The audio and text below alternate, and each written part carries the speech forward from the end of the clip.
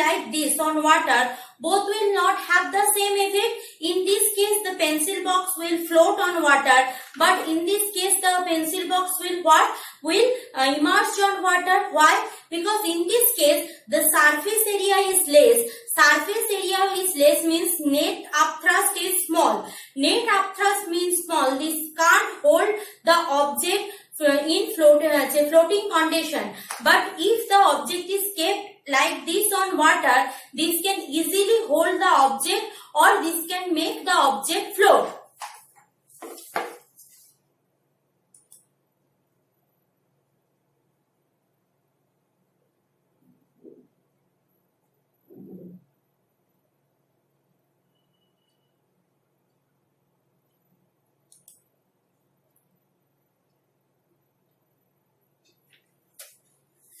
So, effect of thrust depends on what? Effect of thrust depends on area of contact. Effect of thrust, as I said, area of contact. More the area means more the upthrust applied. More the area, more the upthrust applied. Another thing, see, suppose I am like this, vertically standing on sand. I am vertically standing on sand. And I am slipping, I am on the sand, I am slipping. Two conditions, suppose this is an object, I am keeping this object on sand, like this, and also I am keeping this object like this. So in which case the sand will, the object will displace the sand more. Obviously like this, object will displace sand more. Why? See, for both the cases, weight is same. For both the cases, weight is same, no confusion. But it is all about the distribution of weight. When the object is like this portion only in contact with the sand. So if this small area is in contact with the sand, means the whole weight is concentrated within this portion. So it has more effect comparable this. Because if I am keeping the object in this condition, the same weight is distributed throughout the mass. So component of thrust acting from here, continuously acting downward direction. But here only for this portion, that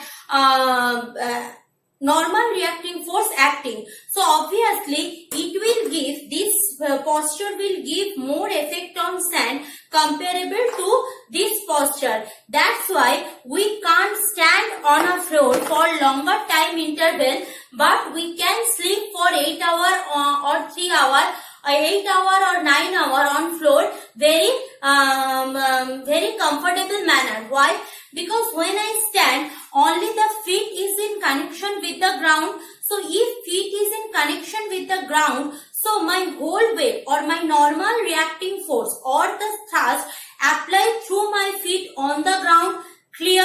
So the weight has an adverse effect. Comparable to that, if I am in the slipping condition, area has been increased. So if area has been increased, weight distributed, so the effect of thrust will be reduced. See, this effect can be said as thrust and pressure relation. See, as I am telling, thrust is the normal reacting force on the ground. Normal reacting force on the floor or surface or ground.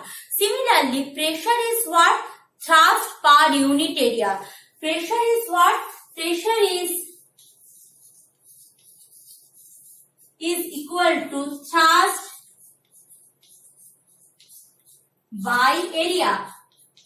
So, actually, if the previous case I am discussing with this example, that will be easy to understood. So, this is the relation between pressure and thrust. So, if you are doing division ratio in between thrust and amount of area, thrust or portion of area, I will get the pressure. Means same example, I am standing like this, so my feet area is only in contact with the ground portion.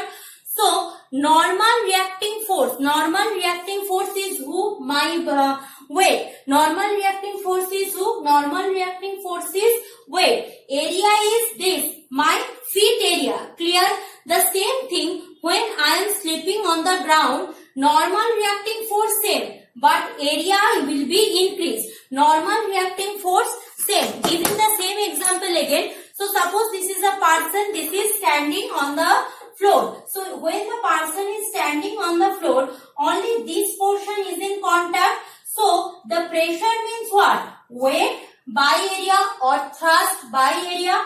So weight will not change. Which is changing? Area is changing. So acting pressure value what?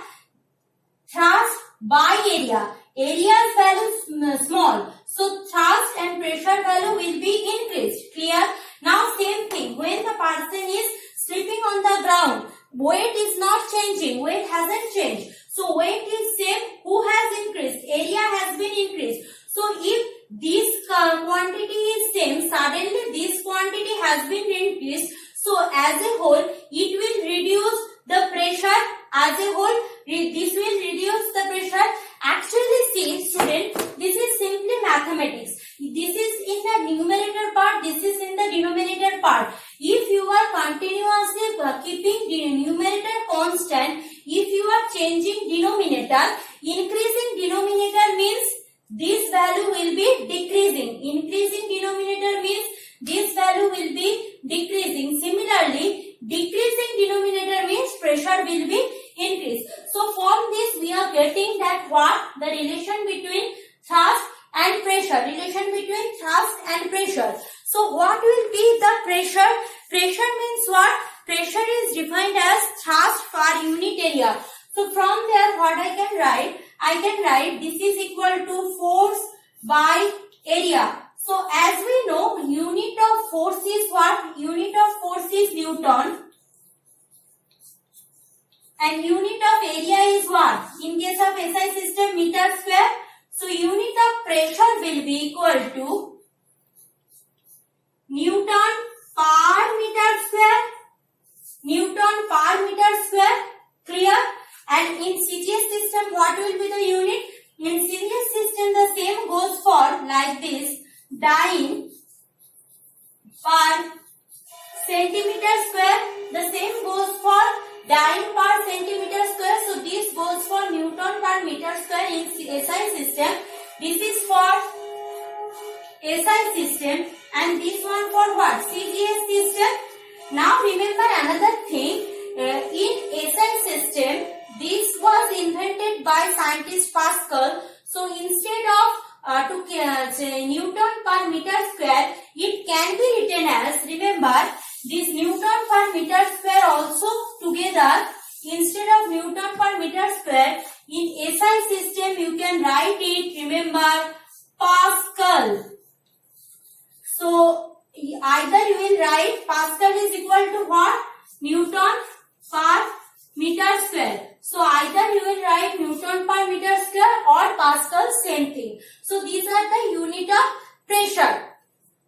Now similarly we know pressure equal to force per unit area. So P equal to pressure equal to force per unit area. So